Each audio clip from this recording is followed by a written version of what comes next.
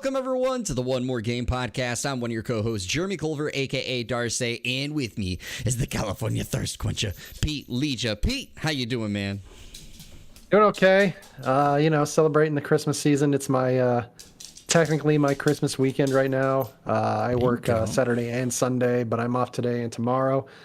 That'd be Thursday and Friday for the people not listening. Technically on today, as we are live, which if you aren't, why aren't you? What the hell's wrong with you? Yeah, come on. So just kind of celebrating and enjoying. My cousin came over. We had a few drinks. So if I get a little loose-lipped, y'all know exactly why. But we're gonna keep it real here. You know, I got a drink right now, but it's a non-alcoholic. It is a Mexican bottle of Coke. It is very delicious. And the Coca-Cola out of the glass bottle, the pristine of Coca-Colas. The pristine, the high class. You got to do it with like the pinky out kind of thing. Yeah. Except you just took a drink and didn't have your pinky out. So I mean, you kind of already failed on that measure. But yeah, everyone, I hope that you guys are having a wonderful time. I technically just started my Christmas break here as of about 2 hours ago now on my time. Now I am off tomorrow all the way to Tuesday because of our company gives us Christmas Eve and Christmas Day off, but because they both fall on a weekend, we got the Friday and the Monday now. So like I get a small extended weekend, which is fairly nice. And I'm obviously excited to play some video games because it's been pretty busy for myself lately. So I haven't gotten to play a whole lot of games, but we'll be getting to that part, of course, here in a little bit. But Pete, I got to ask you, how does it feel to be a part of the first official Game Awards show here for the One More Game podcast? Because we've talked games awards in a sense before in past episodes, but this is the first time that we actually were like, let's choose some winners. And so this is our first official one. How do you feel about being a part of it? Feels great. I tried to take this at least semi-seriously, honestly. And I went through all of our podcasts that we recorded together where we did like, what have you been playing lately?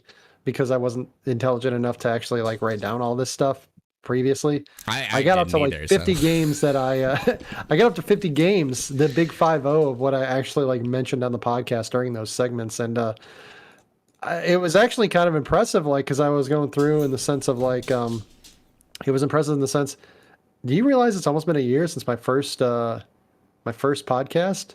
Yeah, I was thinking that actually. Our first podcast my first podcast that I did on this was January 14th episode from this year.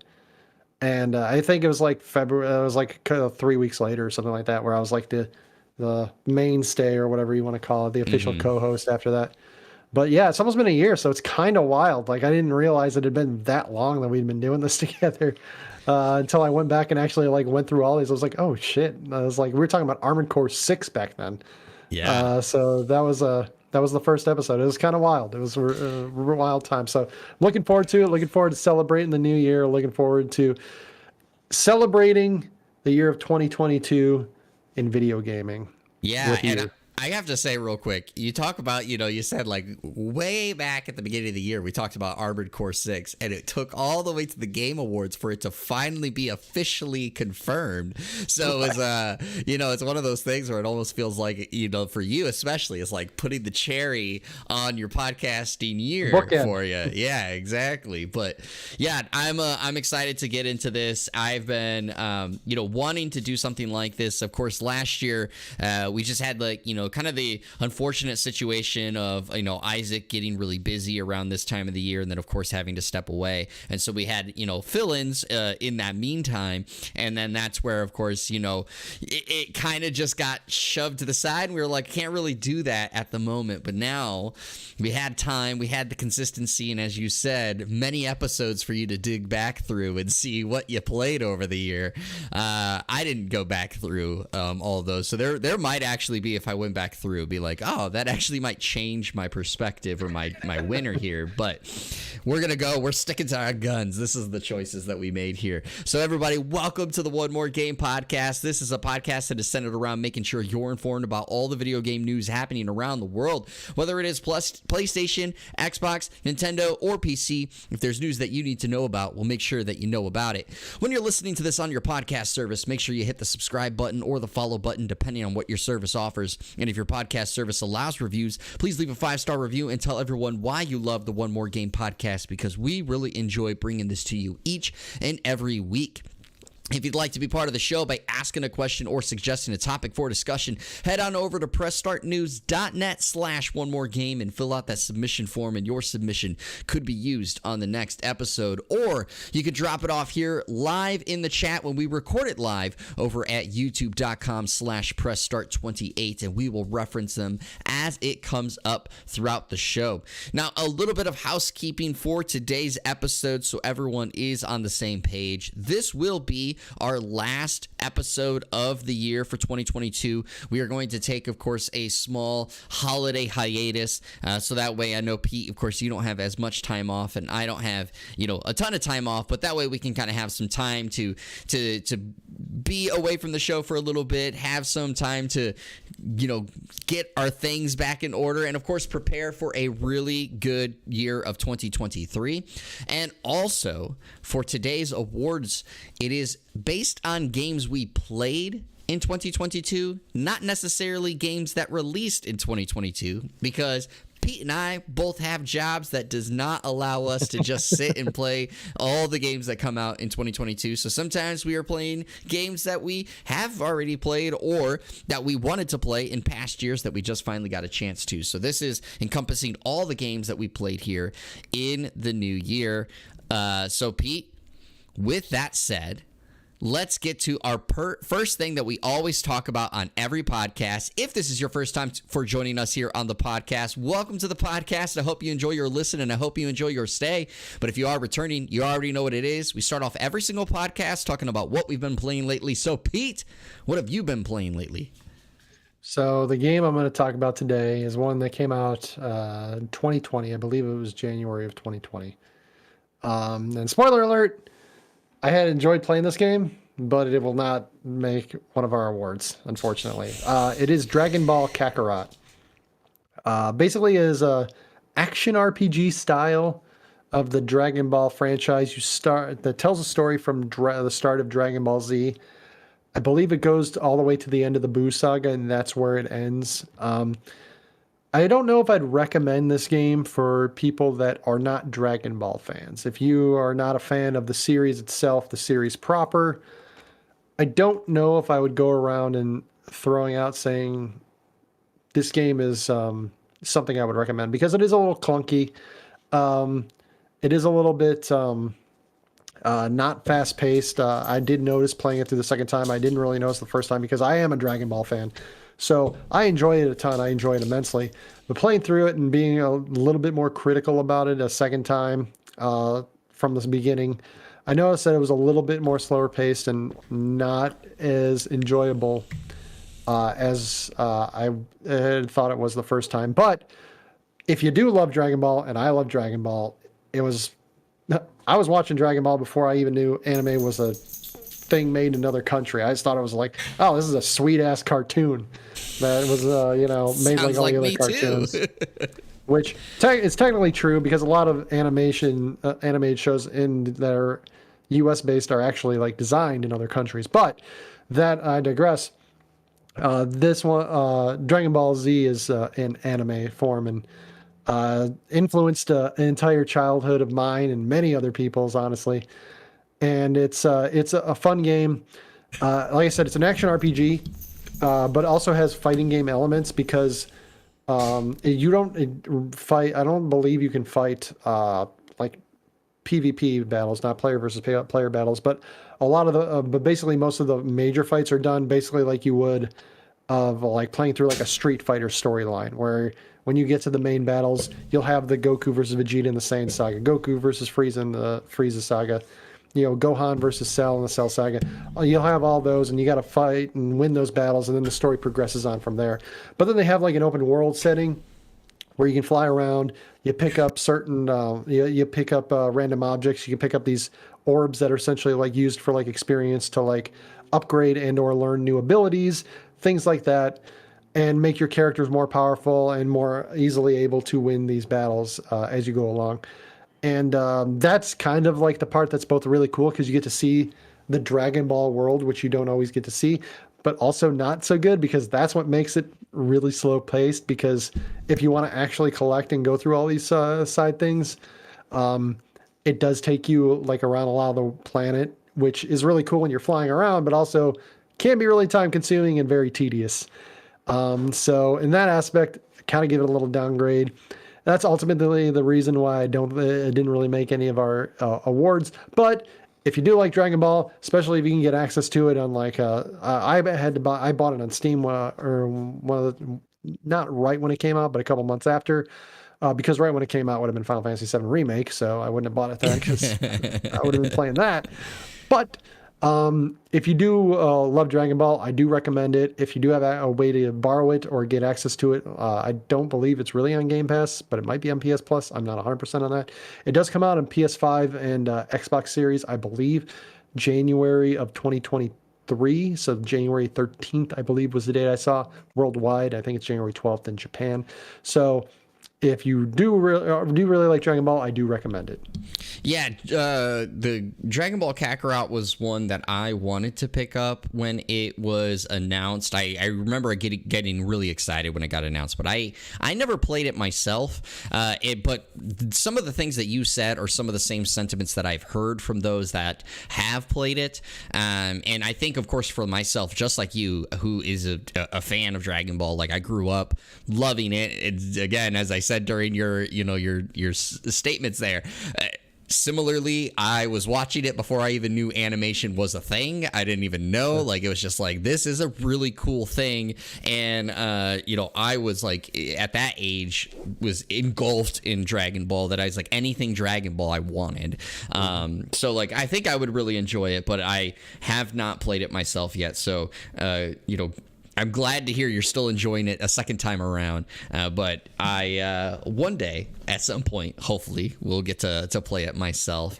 For myself, I have played a couple of things, not for a long periods of time, but I do want to bring up real quick again, and I'm only holding it up because it was right here. So I played a little bit more of Soul Hackers 2, enjoying that still, having a good time with it. I still think it again, the combat section, as I made mention before, is a little slow as it turns to your like next teammate's moves, but I still enjoy it. I did stream it over here on YouTube, youtube.com/pressstart28. If you want to see, some examples of that, because I did make some showing that to my audience as I was streaming. But the game I want to talk a little bit more about that I played more of is a game that came out many, many moons ago now. But its next-gen update just recently came out, and that is The Witcher 3 Wild Hunt.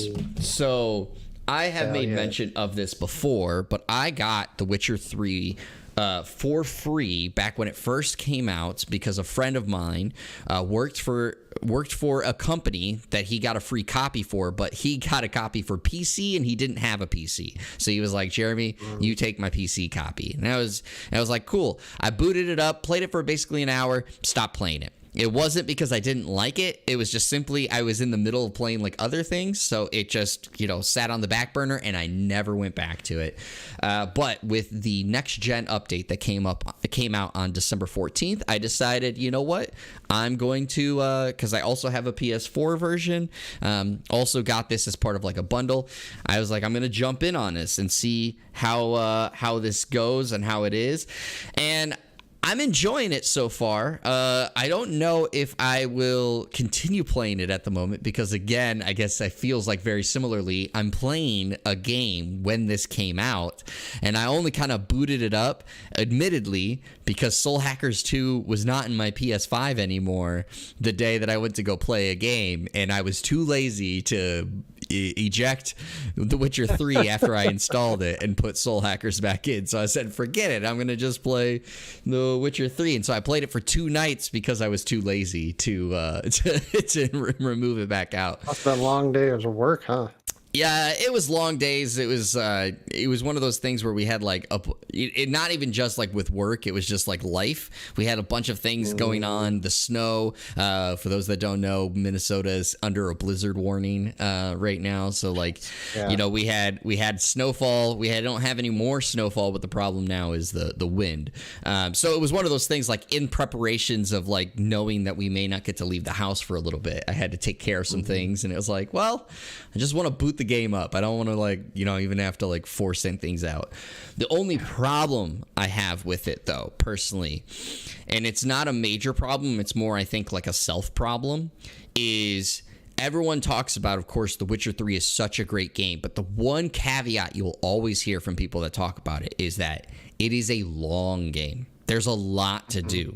Like, not just the story is long, but there is so much, you know, life in this world. And it feels that way already. Like, I'm already in my 3 hours I've probably played of it. I've done very little of the main quest, and I've done a ton of side quests. And it's just because of one of those things where, like, I'm stumbling along to do something, and then it's like, hey, there's a side quest here. I should go accept it, right? And, like, that way I at least have it to go complete. And then it's like I just get engulfed in the side quest, and I do that, and you know, I do these things. So that's my only gripe, is for like a player like myself who doesn't have a lot of time. It's like, no, I don't like, I love that it has so much breadth, but like I can't just focus on the main story. It won't let me. Not the game, my brain won't let me. So that's my only complaint right now at the moment, is just I know I have to put it to the side for a while because it's going to engulf me for a while. But, of course, the next-gen update, again, came out on December 14th for PS5 and Xbox Series, as well as PC. And every past owner, if you already own the game, you get that update for free. And it also comes with some additional benefits, like some armor from the Witcher Netflix series is in the game. And some, I think there's some side quests in there, too, off of that. I'm not 100% sure, but you also can buy it, of course, the next gen update, and get like the complete edition and stuff. So that's what I've been playing lately. Hell yeah. Hell yeah. So that sounds like a fun time. Are you guys being safe? It was like negative 50 degrees by y'all, right? Like something crazy like that. It was it's been very, very cold. A lot of that, I will say, has to do with the wind, the wind chill. So like, for instance, right now though, like we've definitely hit an Arctic air blast in our area. So right now the temperature outside is negative 12, and with the wind, it feels like negative 34. You know, so it is. I'm not gonna lie, I don't miss that. The high today, if it makes you feel any warmer, was negative 5. I mean, come on. So that's just balmy. I mean, you know, man. Basically just wear a t-shirt at that point, right?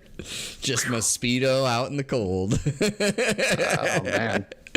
But yeah, so yeah, we are staying warm here. We're staying inside, and again, we're just hoping that the high winds don't actually prove to be a problem, like all the weather channels are saying. As well as Cobalt is here in the chat, and he likes our hats. So thank you, Cobalt. We appreciate that. I was about to say that. Thanks for liking our hats, Cobalt. Yeah. We're trying to be festive. We are trying to be festive. But let's get out of talking about video games that we've been playing lately, because let's talk about the games we've been playing this year, when we're going to be doing our first ever One More Game podcast video game awards.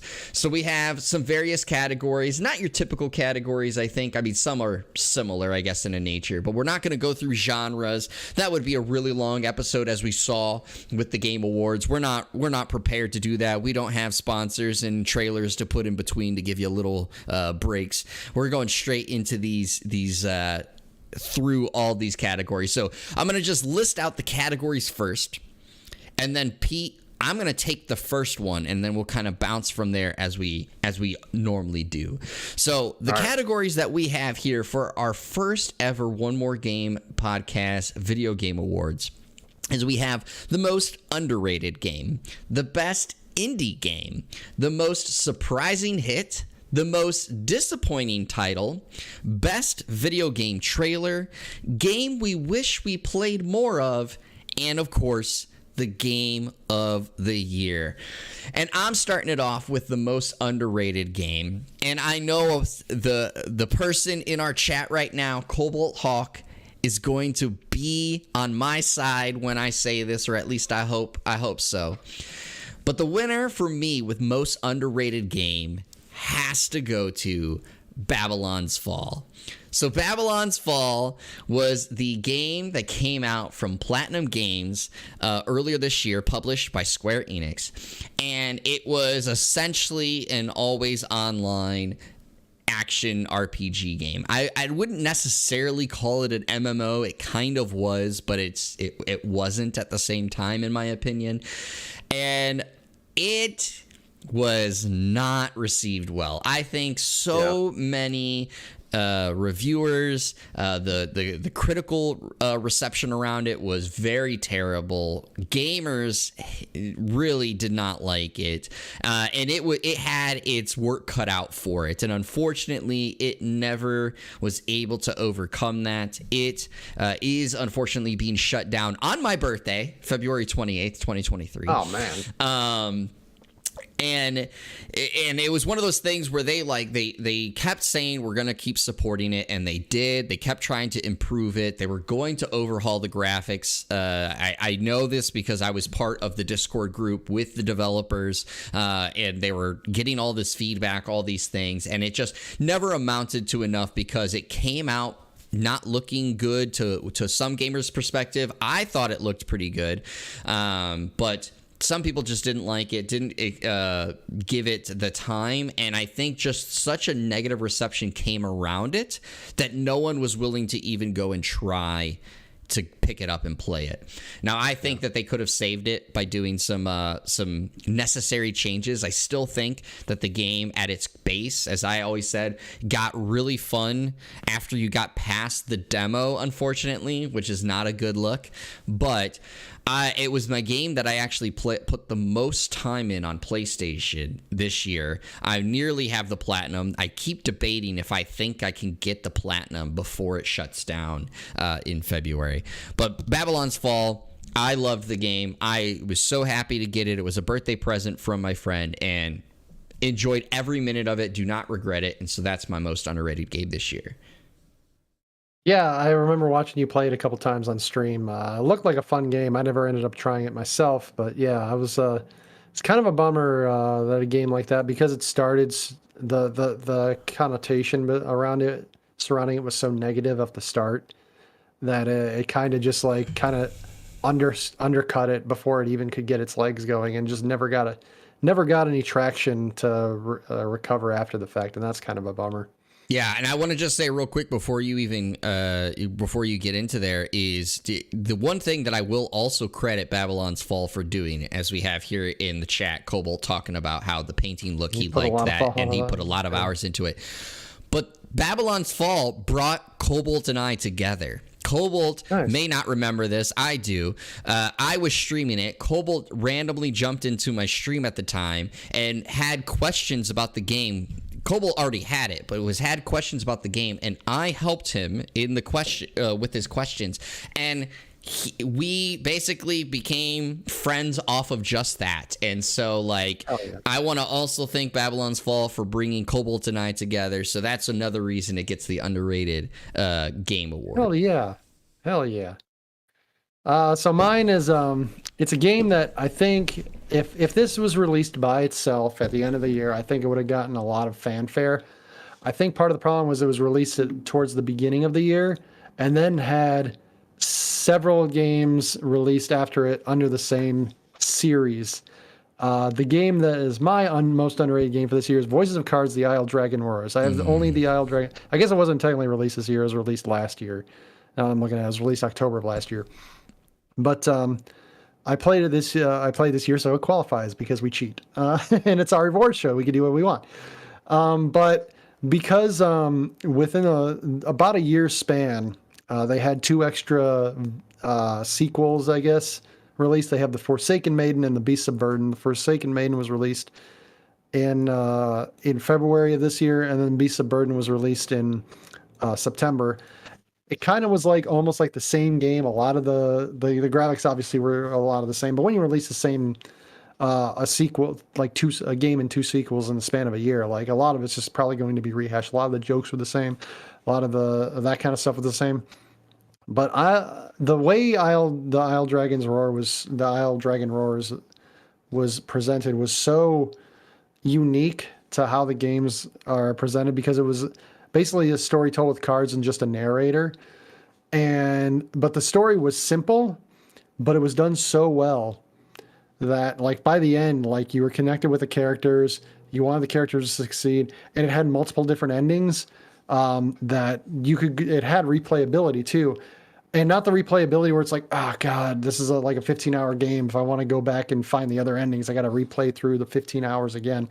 The game kind of like helped you speed up through it. So if you wanted to go through the other and see all the endings, you could do that in a relatively quick pace after playing it through the first time. And it just, I mean, I'm a sucker for JRPGs in general anyway, and that's essentially what this was. And the gameplay itself, probably not as much replayability, but again, that was part of the way that sped you through it, because you basically got a new game plus, but the characters, the enemies weren't really leveled up alongside you that much, if at all. So you basically just raffle stomped them. It was just stomping them all the way through to the end. But the way the game was presented itself, the story that it told, and everything about it was just so charming. It was kind of like, it's kind of like the Princess Bride, for anybody that's a fan of that or seen that, it's kind of like the Princess Bride version of like a JRPG, in that it's very tropey, it's very charming, it has a lot of like jokes sometimes that are just like puns by itself, sometimes pointing to the inanity of the storytelling that comes with the fantasy story setting. And it just kind of points and not necessarily like makes fun of it, but just says like, yeah, that's kind of stupid, but we're rolling with it anyway, so who cares? And just a lot of it just really, really resonated with me. And that's why it gets my most underrated games of the year, because I think it got a little bit of negative press, not necessarily Isle and Dragon Roars itself, but Voice of Cards in general, because it got kind of repetitive and samey with the sequels that came out after it. Yeah, I want to say, peeling behind the curtain a little bit, originally I had in here for this category, best card game, and we switched it to this. And I had told you, I would have had Marvel Snap. I wouldn't have had this there. I told you I already had it chosen, and that's why I left it. And the reason was I chose Voice of Cards: The Isle Dragon Roars for best card game. That's funny. I was thinking about that. It was exactly as you said, and like it was so charming, so well done, in my opinion. I got very connected to the end, and the twist kind of that goes on towards the end. Like I got so grabbed by that game, and I agree. Like it was a little disappointing seeing the Forsaken Maiden, not be received as well as the Isle Dragon Roars. But I know that the third entry did get received a little bit better. So I'm glad. I want to eventually go through and play the other two. But I completely 100%. Agree with you. The voice of voice of the Isle Dragon Roars is a phenomenal game, and I think that more people should play it, and especially that unique aspect of the whole game being told through basically cards. So that was awesome. Pete, going to the next category, I'm going to let you take the lead on this one. Best indie game, and go. All right. You can yell at me if this is technically not an indie game, but it looked like it should qualify. You tell me if it doesn't. Windjammers 2. Windjammers 2 is an indie game. You're right. Yeah, all right, we got there. Windjammers 2. This game was so much fun, man. The characters themselves just remind me of like 1980s, early 90s wrestling characters, just like if you ever, this is a movie obviously, but Macho Man Randy Savage being in the original Spider-Man as Bonesaw. Hey, freak show, you're going nowhere. I got you for 3 minutes. 3 minutes of playtime. It just really, all the characters like that just really resonated with me. It's a fun ass game. You can play. It's fun playing against a computer. It's great playing against other people. It's a very quick and fast paced action game. Essentially, kind of like a weird like soccer, like ping pong kind of thing. But it's played. The character basically it's you have 2 characters, one on each side. You play one of them, and there's a goal. There's 2 goals on either side, and in specific spots you can score to get extra points. Usually it's like 1 point, sometimes 3, sometimes it's 3 and 5 if I recall. 3 points and then 5 points for certain spots. And then you basically just go back and forth trying to like score on the opponent, and the first 1 to 15 wins. And it's so fast paced. One thing I've learned this year, honestly, Marvel Snap also taught me this, that if a thing is short but fast paced, it's really easy to be replayable because it's so much fun. Because you can just easily just pop it. It's like, I'm going to play this for like 15 to 30 minutes. And I'm going to get like 3 or 4 games in or even more. And it's just the replayability for being short like that helps so much. But the characters are colorful. They're unique. They represent different parts of the different countries on the planet. And the gameplay is so fast paced and so frenetic, I guess is the best way that I could say it, that it's got so much replayability that especially if you have friends to play with, you could just have like a mini tournament. It's just so cool, so awesome. Austin Creed, professional wrestler, part of the New Day, also loves it. That was kind of one of the first things that I saw about it. I remember, like, I think you told me that he was a big fan of it, and he was like hyping it up, and I was able to get a copy, and I'm so happy that I did because this game rocks and was one of the most fond memories I have of playing video games this year. Yeah, I know how much you really liked that. I know that the game is on Game Pass, but you were able to, luckily enough, win a copy, which was awesome. And then it was, again, great that you enjoyed it so much. Yeah, Windjammers 2 is awesome. A phenomenal game, a very, very great one. And exactly as you said, the matches are short and it's so fast paced that like it fits the name of our podcast. You instantly go, all right, one more. I can play one more. I got time for one more game. I got time for one more game, right? And so it works out perfectly. And I'm glad that you liked it. So for my game, it's a game that technically released at the here, I should say, on console at the very end of December, but it did release on Switch in 2022. But I played it on Xbox through Xbox Game Pass. And for me, best indie game goes down to Record of Lodoss War, D-Lit, and Wonder Labyrinth.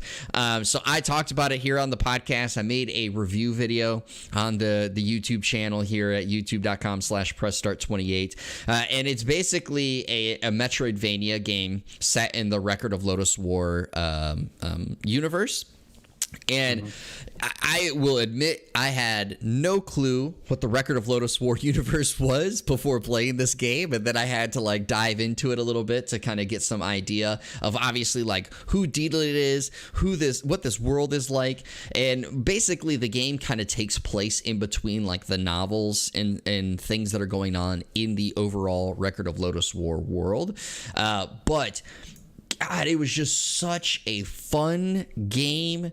I had such a great time with the combat, the wanting to explore the entire world, trying to understand the story that was going on. And like when I did finally understand it, kind of, again, it connected with me in that regard. And then I really love the aspect that in Record of Lodoss War, it basically plays around 2 elements. So you have a wind element and a fire element, and you have to constantly switch between which element you're using to try and negate being damaged, and so I loved that aspect, that I felt like I was constantly having to make these adjustments in the middle of battle to make sure that I could progress all the way to the end. And then the final boss was a lot of fun. You know, it does your typical boss rush type thing at first, where like you have to fight all the bosses you've fought previously in some form or fashion, but it was a ton of fun. I had a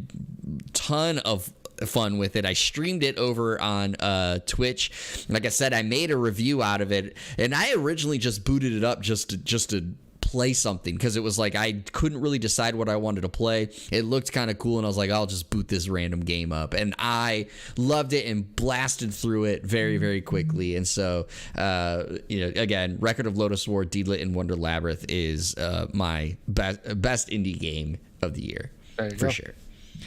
For sure. All right. So I'll take this next one. We're going with most surprising hit here.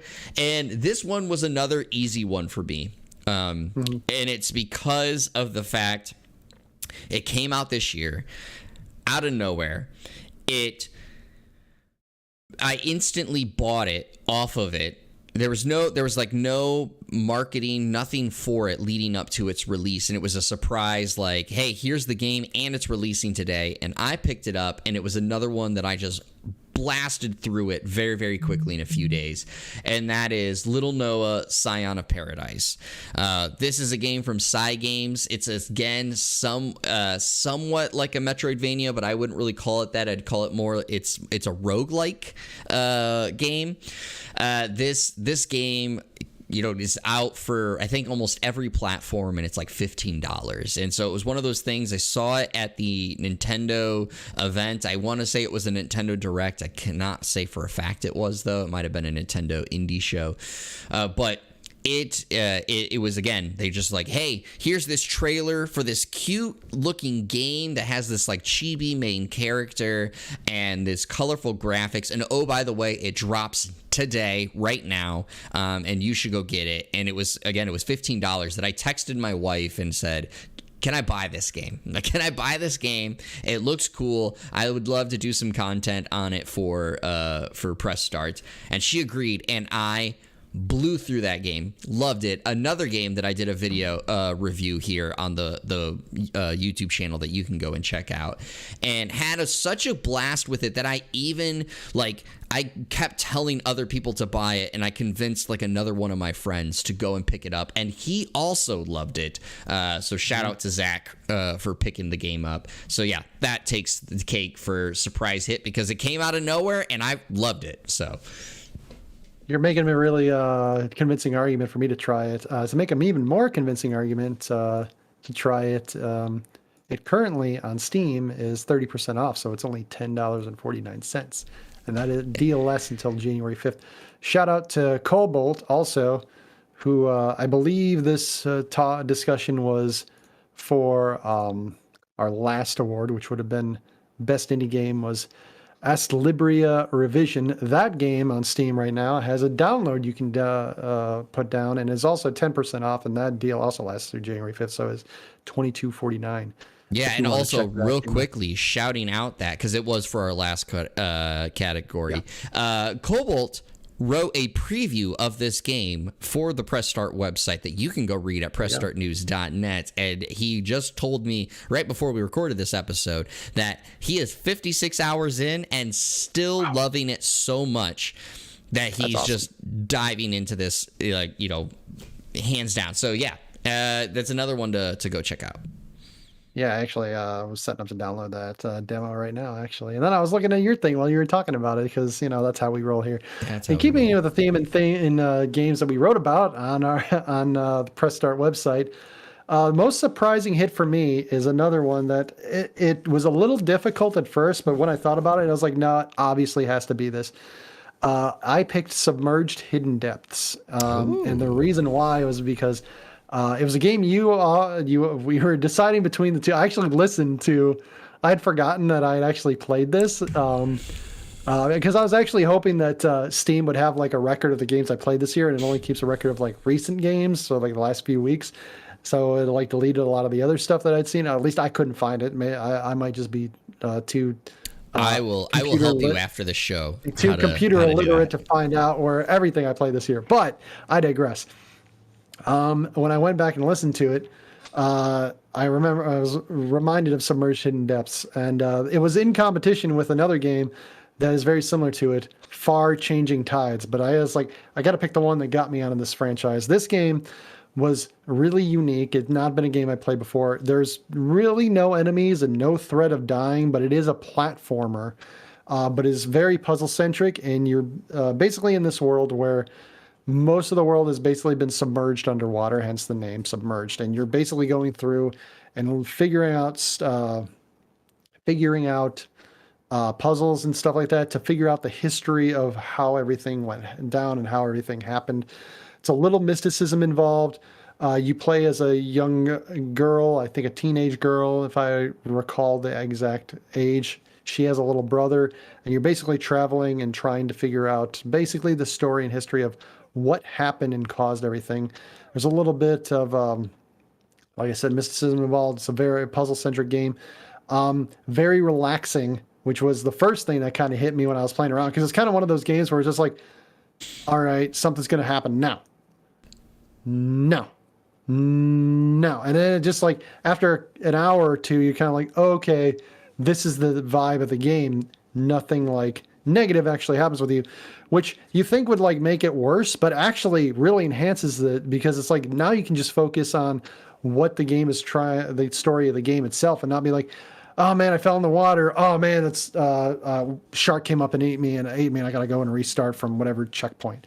So it actually really helps the game out. And this game, I even went and played the original one. Didn't necessarily like it as much, but it got me into a genre that I had not actually really participated in before. I don't even know how much the genre actually has in its own wheelhouse, but it was a really interesting game. I got into play, like I said, I got into playing Far Changing Tides. I got into playing the original Submerged.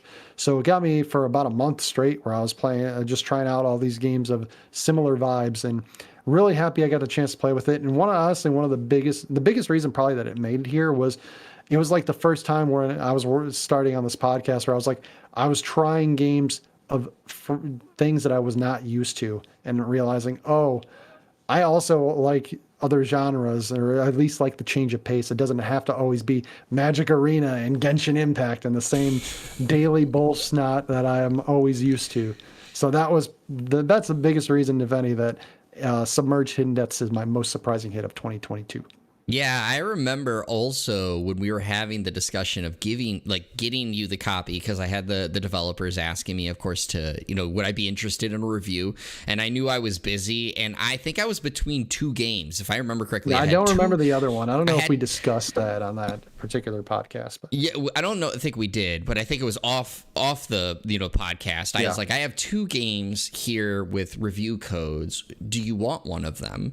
And you looked at them and you were like, well, this isn't normally my type of game. I don't know how much I'll really like it, but sure, I'll take it. And so and then I remember, you come on the podcast and you were like, I really enjoyed it actually. And so it was kind of great. If memory is serving me correctly, you also wrote a preview of this game over for pressstartnews.net that everyone can go read and check out what Pete's written thoughts were on the podcast, or on the game, I should say. But yeah, so I'm glad that you enjoyed it. I'm glad that, as we've made mention before, but I'll make mention again, I'm glad that this podcast has helped you kind of reinvigorate and get yourself back into loving video games, because I remember you said you were kind of like on a lull or a plateau for a little bit. And I'm glad also that this podcast has helped you explore and discover some new games that, new genres that you otherwise may not have ever even tried out. So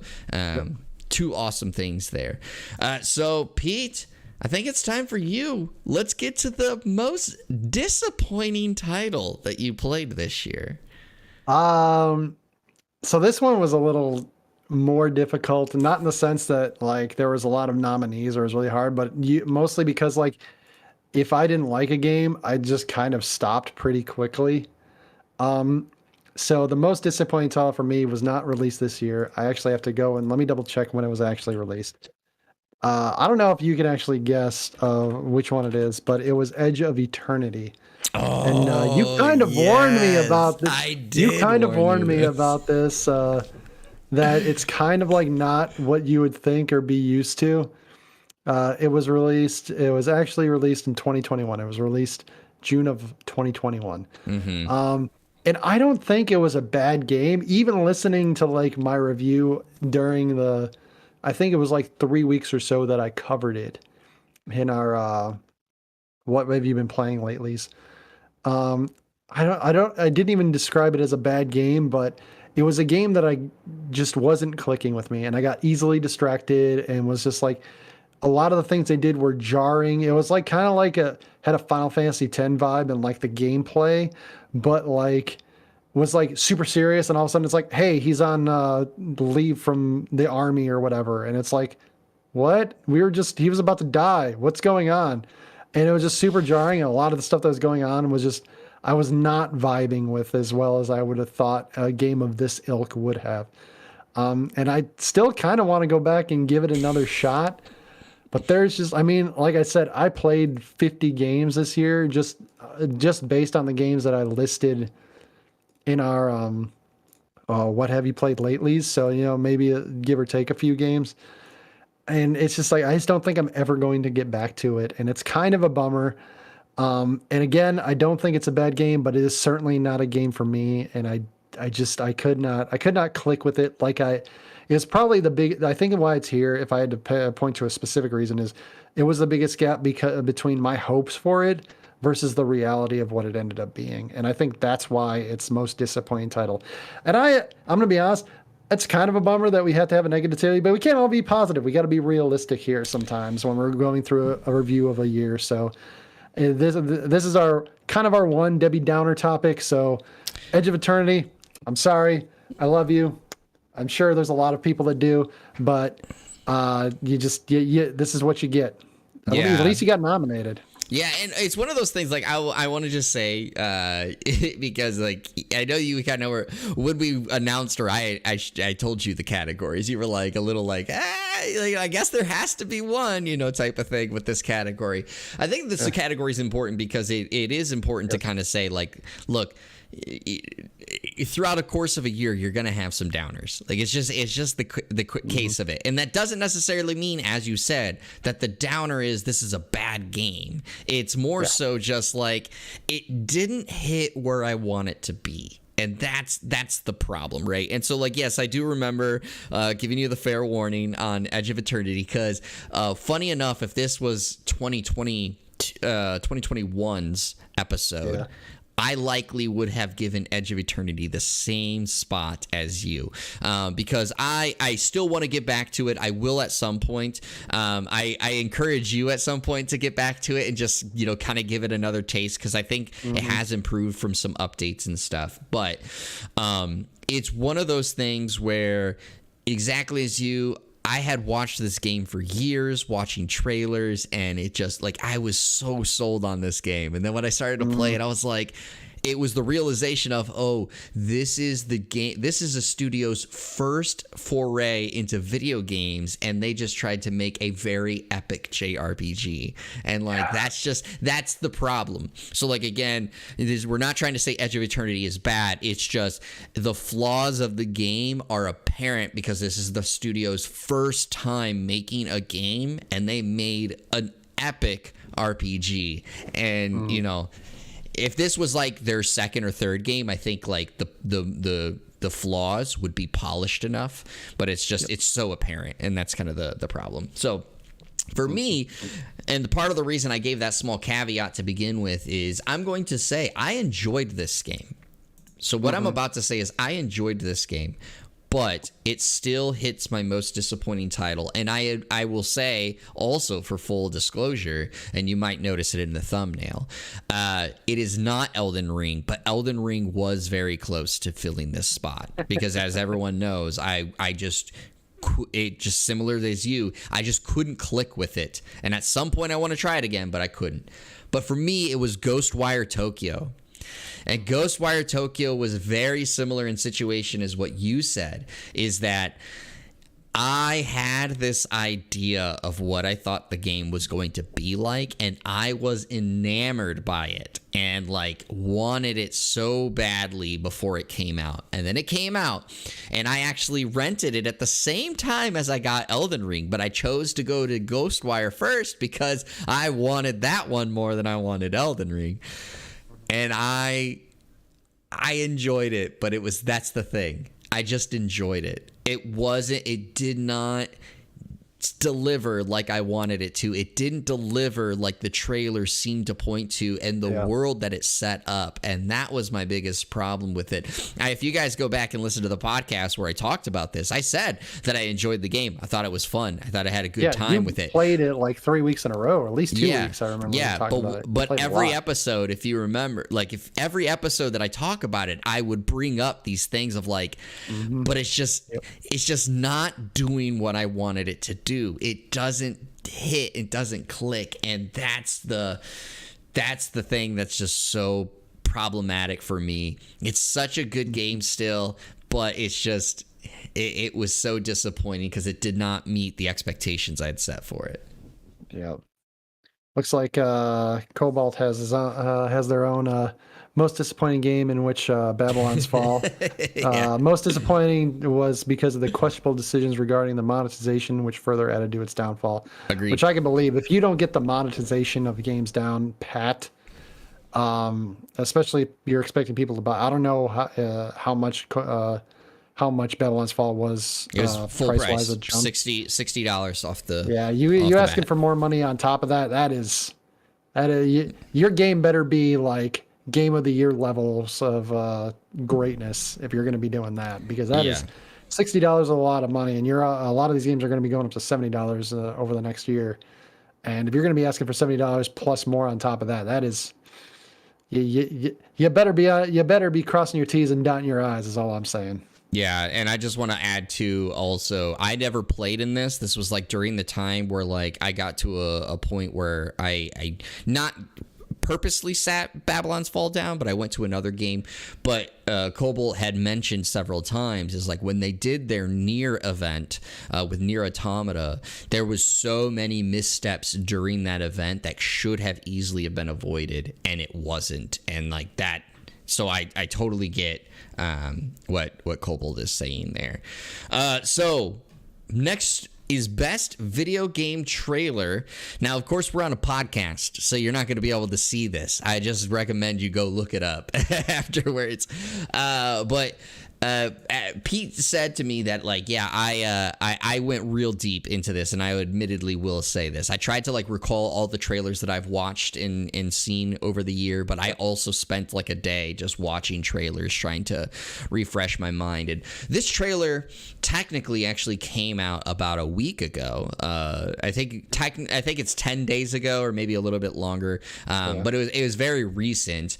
But this game has been on my radar for a very long time now, and this year was like the first year we finally got to see like some gameplay of it. And so for me, the trailer is Lies of P, the gameplay trailer.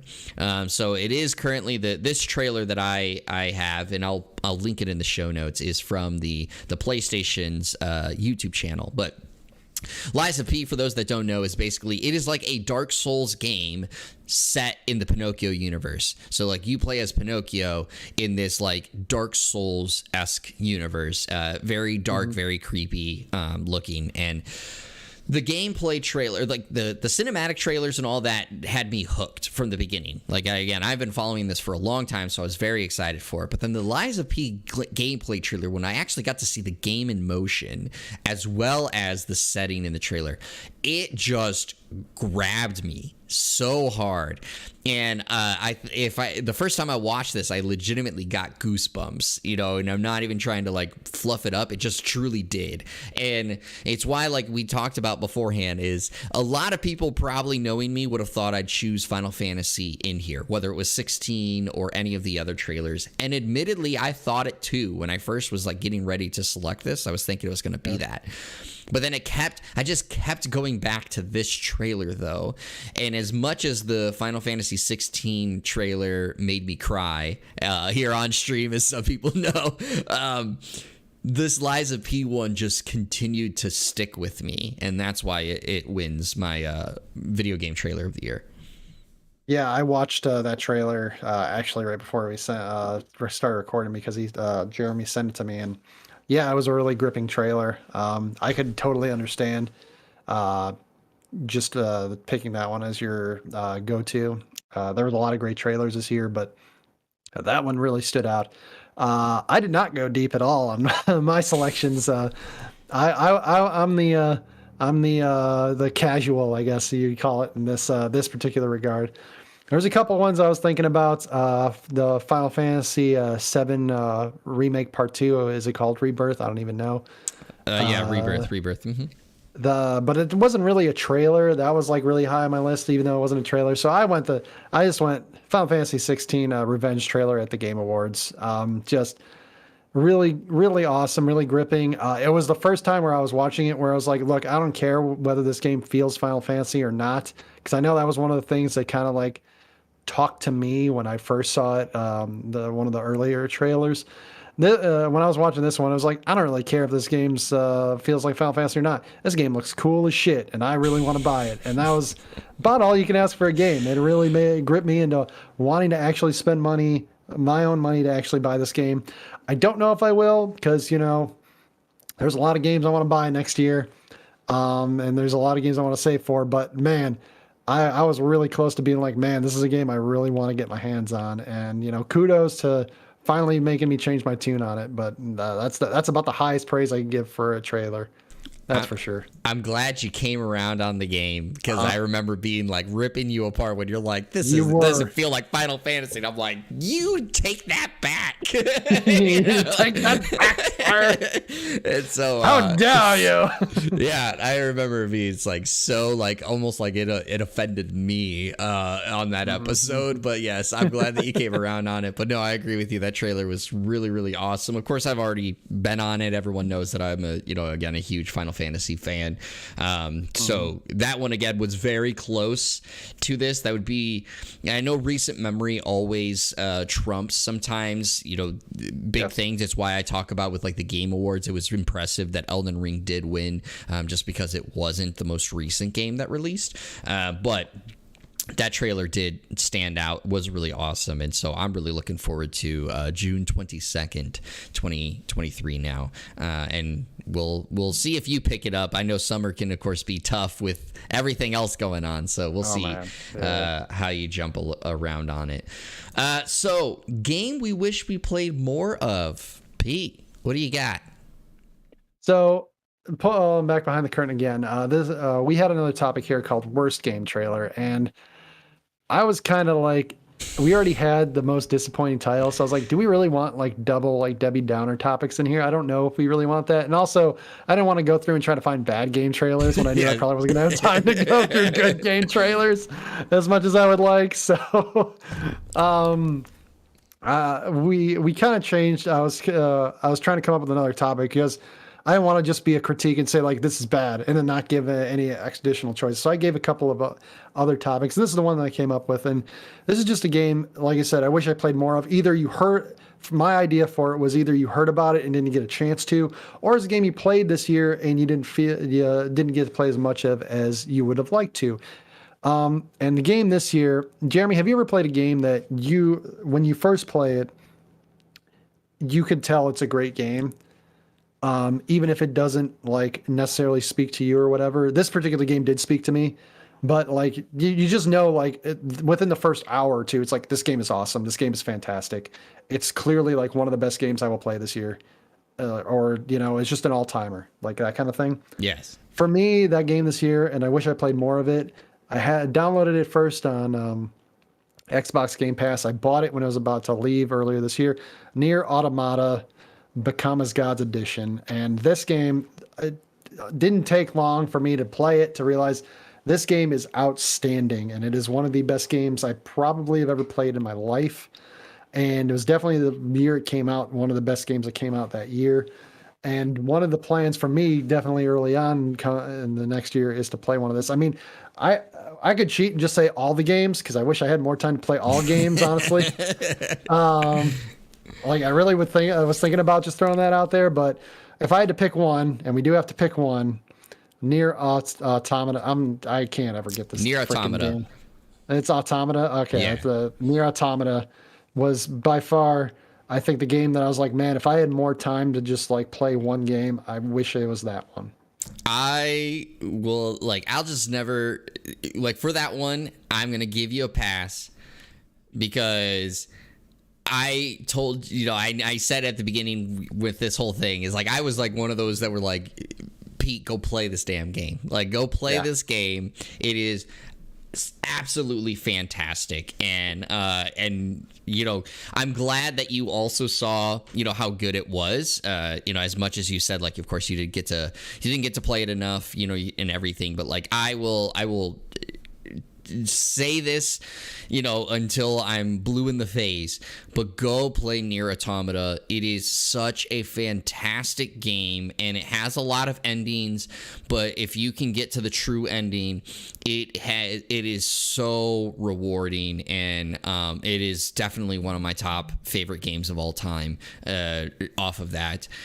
So I totally get it. Again, this is kind of the game that helped really put Platinum Games on the map. And so, again, using our Babylon's Fall discussion here, I think that's why a lot of people also were very disappointed in Babylon's Fall, because it had, Platinum has some very, very high highs, and then it's man, there's obviously some lows, but for me, this was a very easy one. Admittedly, and that's just because of I went from working on Press Start and working on the podcast full time to leaving and now working outside the house with the ultimate goal to come back to doing this full time again. And so my time got cut short when it comes to playing games now, which is why I have, I make comments all the time of I didn't have a lot of time to play video games this week, as I normally did not have to do that. And so admittedly, one of those games came out during a very busy time that I just have not gotten back to yet. And Pete, you'll know as soon as I say this, of course this was going to be my list choice. It's Star Ocean: The Divine Force. I mean, I all year long touted how much I wanted to play this game, how much I love the Star Ocean series, and we were getting this first entry, and it's been received well. It looks amazing, in my opinion. It plays really well, but it came out right as I was in the very thick of planning my event for work, and I've played it for 2 hours and I haven't touched it since. And it's, again, not because I was this game sucks and I don't want to play it anymore. I loved the 2 hours that I played. I was this definitely is the game. But it came out during that time, and then another game came around and I just haven't booted it up yet. And so that's kind of the biggest problem. So I really cannot wait for me to get back to playing Star Ocean: The Divine Force and get through it. So that's by far easy the one that I wish I played more of, because I want it. Yeah. Well, you said you got a few days off, so hopefully you can get some time with that.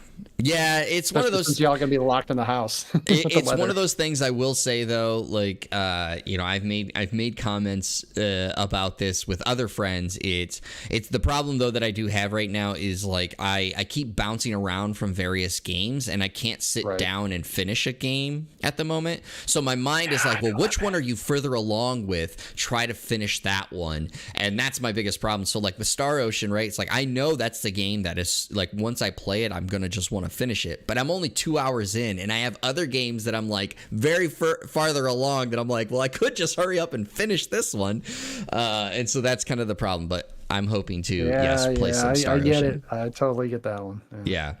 All right, Pete, let me ask you this. Do you want to go first on the game of the year, or do you want me to give my first? I'll go first. Why not? All right. So, spoiler alert. If you asked me on a different day, this answer might change. There was a lot of games I played this year that could be in this list. It's not one of the games I played the most of because that would be either Arena or Impact, Genshin Impact. And although Genshin Impact I think is an actually great game, I would refuse just out of principle to give it to Magic Arena. But like I named Nier Automata, could have given it to that. Marvel Snap, could have given it to that. That game was fantastic. There's so many games this year. I'm gonna give it to Pokemon Scarlet. Ooh. This may be the kind of like the video game trailer. It may not be it may be the trendy pick. It may not be like a unique pick, but man, just it was such a good hit of just the nostalgia plus like newness of having an open world Pokemon game that I had playing enough of it, playing so much of it. I'm even though I was like thinking about it today and I was like, do I really want to give it to this? Because there's like it's kind of almost so open world that I'm like kind of annoyed because I'm kind of confused on where to go. But it feels so much like you're a part of the world of Pokemon more than like any other non-Pokemon Snap game. That because I mentioned this before, most of the other games feel like an RPG that's just using Pokemon, kind of the Pokemon game system as like a medium to like to play the game in. But like it feels like in this one, the Pokemon are a part of the world that you're a part you exist in. You and them both exist alongside each other. It's not just a MacGuffin to use. Maybe a strange example, but Detective Pikachu. I think one of the things that made that movie when it came out so endearing and so likable to a lot of people is that the Pokemon, when they were showed in there, did not feel out of place. It didn't feel like it was like planet Earth and then they just drop Pokemon. It's just like, this is weird. It felt like the world that they built, the Pokemon were a part of it. And I think that's what, it's not like a huge knock on the games, but I think that's one of the reasons why like me and Pokemon series in general usually have like well, this is fun, but like a lot of people are like, I love Pokemon. I'm really into it. I got to like have all the characters. I got to breed the best Pokemon. I got to be like, and I got to get like the best like types and best attributes and all that. And I'm just kind of like, I play it once and I'm done. And I think that'll probably happen with Pokemon Scarlet. Like I'm not going to pick it up and replay it a lot of the time, but it's endeared itself to me more than I think any other game that's like not been Pokemon Snap because of that. It feels like you along with the Pokemon are in the world together and not just like two things that exist separately, but like, have to kind of work together. And it's just like, it's such a great creation of it. And I understand it's going to get a lot of flack because of all the technical issues. I understand that, but I am willing to look past all that and accept those faults and take the flack for that. And Pokemon Scarlet is my game of the year 2022. Man, Pete definitely has his beer goggles on. No, I'm just kidding. Hey, what are you talking about? Why would I be more drunk at the end of the podcast and not at the beginning? That didn't make sense. I was just making a joke because of the whole You're like, no, I can look past the performance issues. I can look past it. I can't say. But no, I feel personally, I will agree with you in the sense of like, I think that's a good choice. The way that you describe it, the decision behind it. And then again, I want to just say for the reception around the game outside of the performance issues, a number of people have said that if there wasn't these performance issues, this would be the best Pokemon game of all time based on the story and all that jazz. Good job. And so like it's a Coke bottle, it's not a beer bottle, it's totally fine. So I understand it, and I think it's totally fine. I think my game of the year is also going to take a lot of flack, and I went through I racked my brain so much trying to figure this out, man. And I thought about it for a couple hours. I was going back and forth. I thought about this for a couple of days after because I knew that regardless, when we had made the decision of to do the award show, is that we were going to have a game of the year. And so basically, once I was like, we're going to have an award show, from then on, I just kept thinking, like, what is my game of the year? I don't know. I don't know for a fact. And so I'm going to, again, as we talk about here on the podcast, I'm going to peel the curtain back a little bit. And so I started at the very beginning of this year. It was planned to be a video.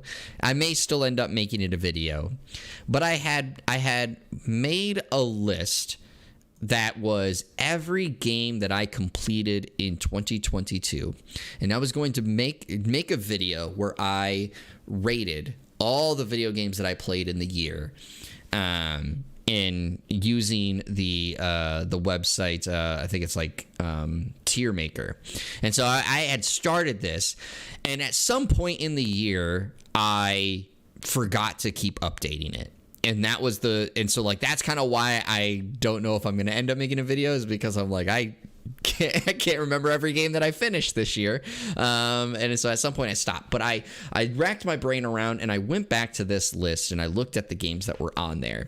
And I want to just say there were some games on that list that, like, similarly to you, if you ask me on a different day, I may come up with a different answer. Mm-hmm. Like, just to drop some games that aren't my game of the year, but like games that you know from me talking about it that I beloved. But like AI the Somnium Files, yep, I finished this year. Returnal, I finished this year. That was a big one. Final Fantasy VII Integrate, or the intermission mission, like I considered that, right? I finished that this year. Record of Lotus War, Deedlit, and Wonder Labyrinth. Like, there were so many games that I played. I mean, hell, I even threw in there WWE 2K22. I built a wrestling organization around that game, right? There were so many. Yeah. But there was only one game, though, that came out this year that I also loved.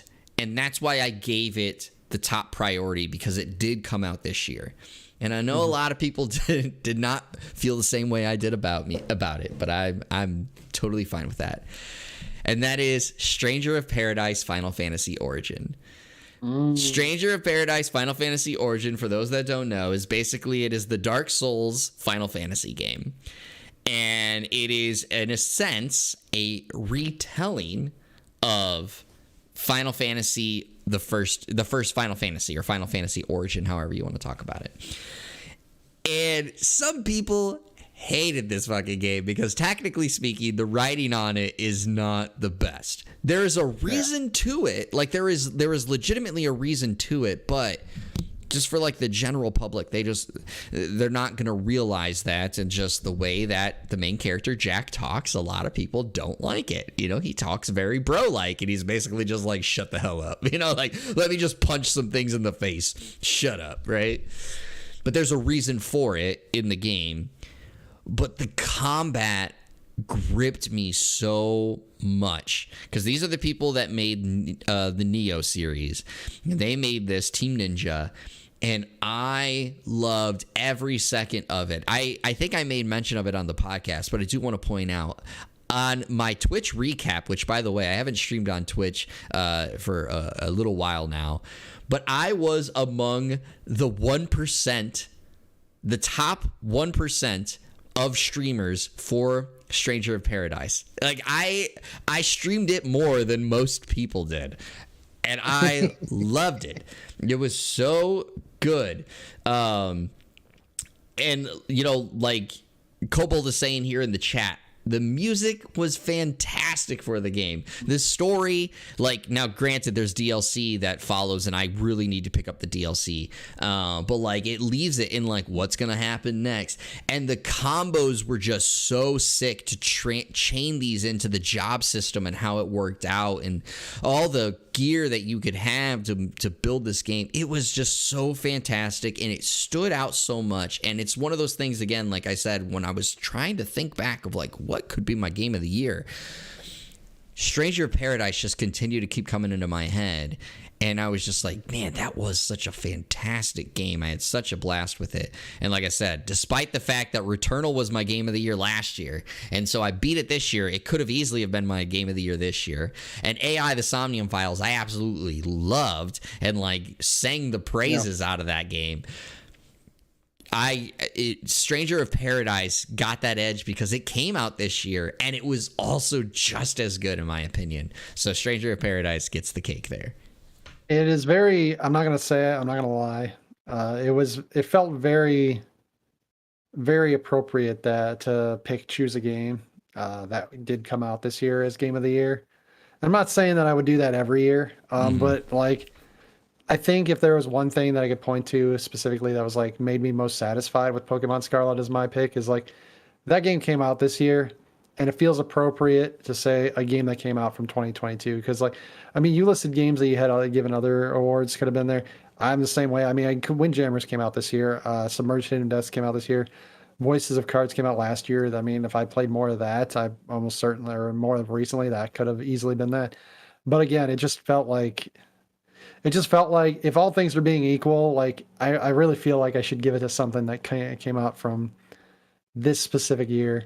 And it just feels, it feels like a nice bow on top to say like, yeah, you know what? 2022 also had its stalwarts, even if I was playing games from years past that I had either played before or just started playing again kind of thing. So, yeah, totally agree. So everyone, that is our awards. We got through our first awards season. Only took us a little bit longer than our normal scheduled time, but that is completely fine. Who cares? Here. They're going to be traveling for holidays. Exactly. Like you have more time to listen to our podcast anyway. But Pete, I just want to ask you as this again is our last episode here in 2022. We will begin taking a small hiatus. We'll be returning in the new year, in the first week of the new year, with our normal episodes. But I just want to ask you, because again, you brought it up at the beginning of the episode about this is technically your first year as the guy on the podcast, the side man right here, the main squeeze of the podcast. Main squeeze. And as you had made mention to me off podcast, and I hope you were fine with me revealing it, that you were in a little bit of a slump of video games, and the podcast helped you kind of get out of that. That's fine. But like for you, what does the year 2022 mean for you and video games? Like, if you had to like sum it up, what would you say? It was a chance for growth. I was, as I mentioned, like I played a lot of games that from genres I hadn't played before. Instead of just saying I was going to try out games, even though that did happen, I did say I was going to play games, and I ended up not playing them. That's going to happen. I did play a lot of games that I said I was going to try too. Games that I've been wanting to try for a while, whether it was Nier Automata. Played games from genres I didn't try before, like Submerged Hidden Depths. Played games like Windjammers 2 that were just fun. Just not everything has to be super serious or tell a great story. If the gameplay's awesome, and also just like being able to connect with the community that you had already built up, and hopefully we built up a little more since then with the podcast, getting to know and talk to some new people, things like that. And it was just even just getting a chance to talk with you like about at least almost once every week. It was just like it was a good time, and it was really fun. And I hope we do more of that going in the new year. There's some ups, some major downs, specifically involving with our podcast, in terms of Sharif, rest in power, rest in paradise, my friend. But all in all, I mean, it was definitely a pleasant, positive experience that I am happy I was a part of, and I hope I did everybody proud. Hope I was able to keep up with you as best as I could. Well, I definitely think my word carries more than some others, but I think you did a great job That's good. keeping up with me. But yeah, this year has been a really awesome year. Of course, I will admit the year didn't go as well as I had hoped. Of course, again, I was working on this full time, and it just didn't hit where I needed to be to continue doing it. And so at some point, I will be returning back to this full time, hopefully sooner rather than later, in a sense. But it was an awesome year of video games. As you said, it has been great. You know, we were roommates. Obviously, we were friends before we were roommates, and then we were roommates, and then you moved, you know, onto the one side of the coast and then to the other side of the coast. And so, you know, we had gone. You had gone time, you know, long times of periods at times with not being able to talk, and now it's like you said, even if it is just like we talk about video games, and of course we BS behind the scenes, and we sure. all that jazz. But like, you guys aren't a part of that. I'm sorry. Sorry, but it's like it's awesome, like getting every week, regardless. I get 1 hour at a time at least to sit here and chat with one of my best friends just about video games in the gaming world. So, everyone, that has been our episode. Pete, before we send everybody off into their holidays and the new year, is there anything you want to leave our listeners with? I hope everybody gets whatever they asked for Christmas. I hope you get some new games, have some time to spend with your loved ones, your family and friends. Just wish for the merriest of Christmases, the happiest of holidays, and the very best of New Year's. And we'll see you all next time. And I'm going to leave you on the opposite note. I hope you get coal. I hope everything sucks. I hope your Christmas is dog shit. I hope your tree falls over. But no, I echo Pete's statements. I hope everyone has a great holiday, whatever it is that you celebrate. And I hope that, of course, you ring in the new year with, you know, love and support and family by your side. And we'll, of course, all see you guys in the new year with the episode right here, just as always, with Pete and I. So everybody, for the last time in 2022, thank you all for tuning in to the One More Game podcast. I've been one of your co-hosts, Jeremy Culver, a.k.a. Darcy. This has been the California Thirst Quencher, Pete Legia, and we really enjoy bringing this to you. So as always, everybody, stay hydrated, stay healthy, stay safe, and keep on gaming. We'll see you guys on the next episode.